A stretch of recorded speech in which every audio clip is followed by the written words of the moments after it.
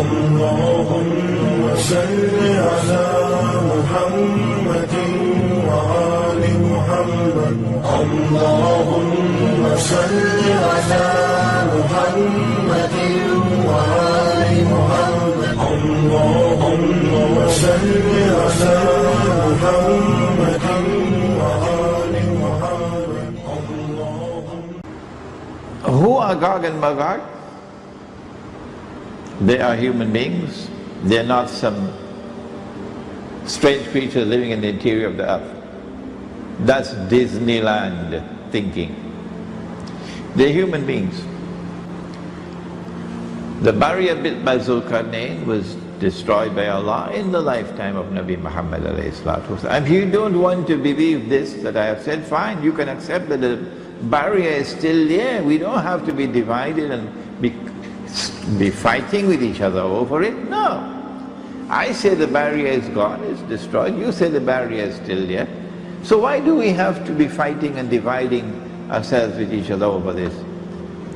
All I'm saying is, if the barrier is still standing, why aren't you searching for it? I think there's a question of credentials here.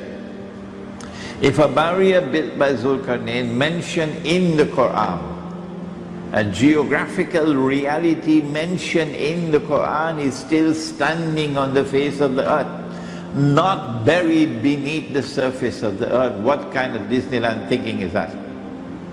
If it is there standing on the face of the earth, why are you not searching for it?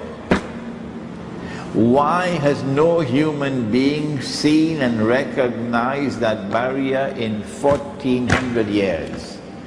And more since the Qur'an was revealed. Why? My answer is because it's already been destroyed. But you don't accept that answer. You say Imran Hossein is misguided. Don't listen to Imran Hossein, fine. That's shameful. Scholars don't behave like that.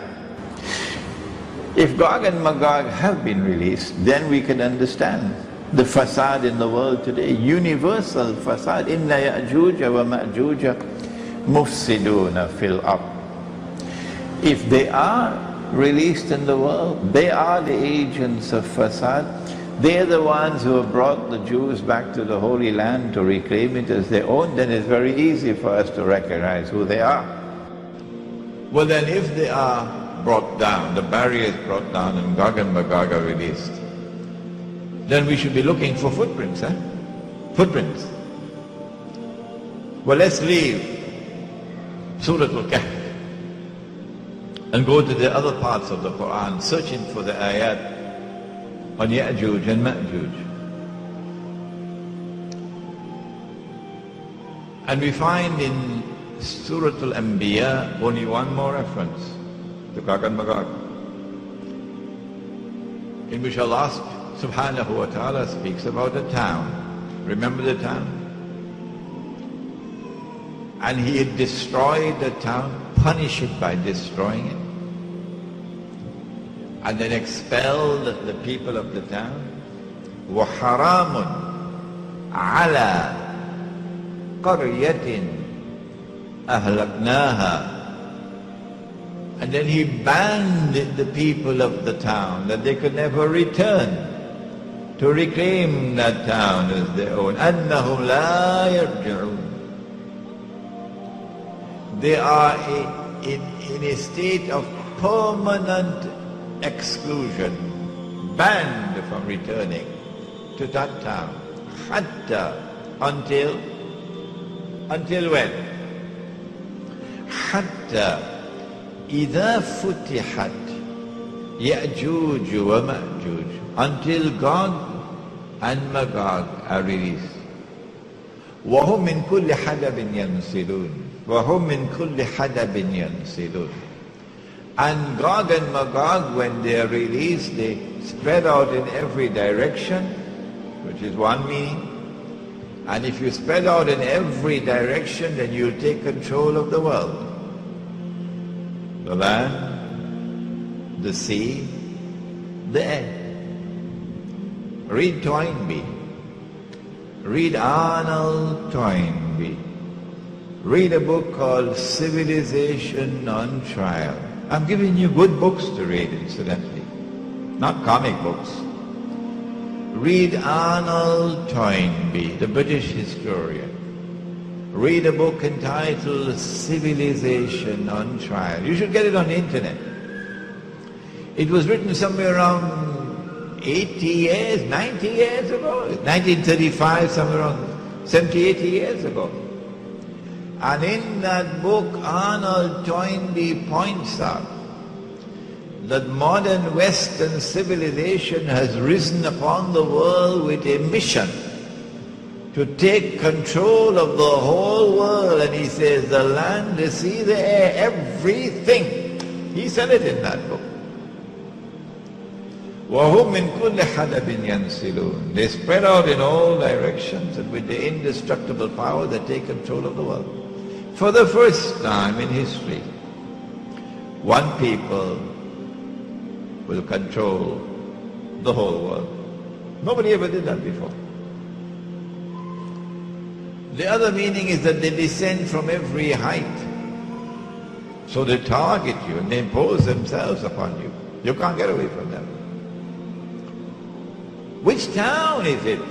Which town is it that is linked with Gog and Magog, which is the biggest footprint of all? Which town?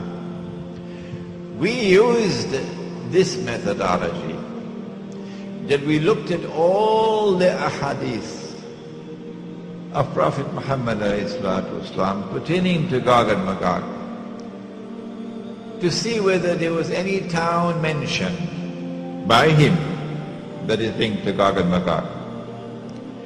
And when we had studied all the ahadith, we found only one town, only one in the hadith. And it is Baytul Maqdis, Jerusalem, Al-Quds. And so we said, well, here is a hypothesis which is already resting on fairly firm foundations, since this is a town mentioned in the hadith that is connected with Gog and Magog. So let's look and try on the shoe and see whether it fits. Why can't we do that? So then we looked at Jerusalem,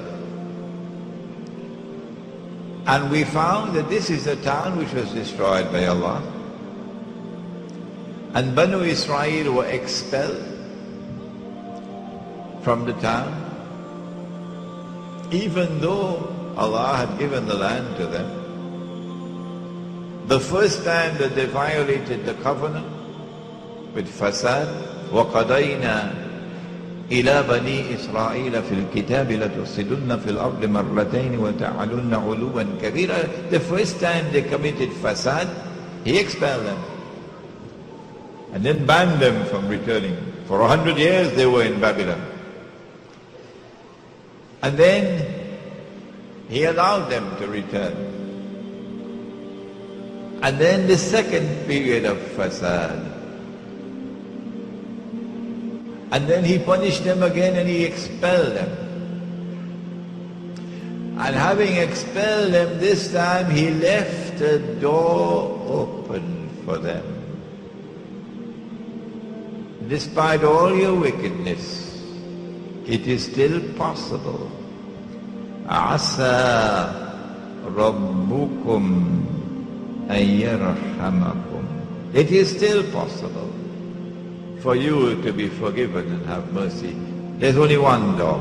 This is the door, a man named Muhammad sallallahu alaihi wasallam. If you shut that door, then tilka ummatun qad khalat. You finish. Divine punishment will now begin. And if you are taken for a ride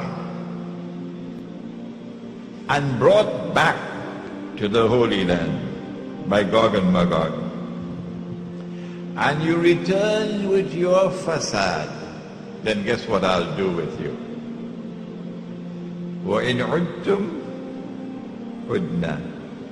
If you return with your fasad, your wickedness, your oppression, I will return with my punishment. The first time was an army that punished them.